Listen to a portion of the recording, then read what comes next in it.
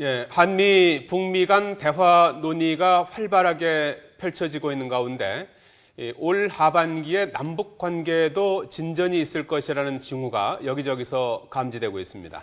문제는 5.24 대북 제재 조치 등을 해제할 수 있느냐 하는 건데요. 정부도 유연한 입장에서 이 문제를 검토하고 있는 것으로 전해졌습니다. 김호준 기자가 보도합니다. 5.24 대북 제재를 해제하려면 북한이 천안함 폭침 사건에 대해 사과하고 재발 방지를 약속해야 합니다. 정부는 최근 이런 강경한 입장에서 수위를 낮춰 5.24 조치를 전향적인 차원에서 검토하고 있는 것으로 전해졌습니다.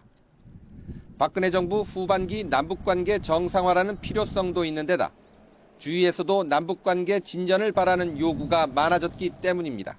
5.24 조치를 해제하고 북한과 대화를 재개해야 합니다. 그간의 체증과 단절을 해소하고 개성공업지구로 대표되는 남북 경협과 금강산 관광을 재개시켜야 합니다.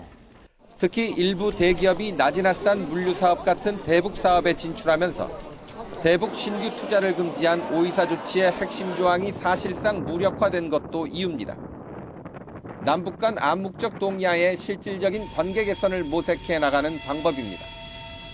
또 북한이 다른 형태로 유감을 표명하면 남측은 그것을 사과로 해석하는 기술적인 접근 방법도 있을 수 있습니다.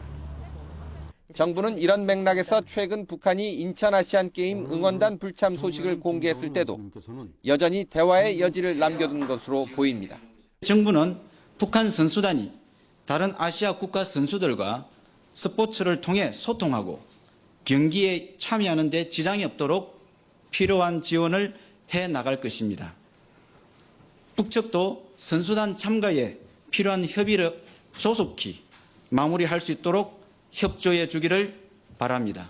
9월 추석 있고 북한은 구구절이라는 그 공화국 창건일이 있고 특히 10월 6일은 그 북중 수교 65주년이 있기 때문에 그때까지 뭔가 남북 간의 대화가 되어야만이 북측이 고위급 접촉에 응할 경우 협상 테이블에서는 5.24 제재 조치 해제와 금강산 관광 재개 문제 등이 논의되면서 남북 관계는 급물살을 탈 가능성이 있습니다.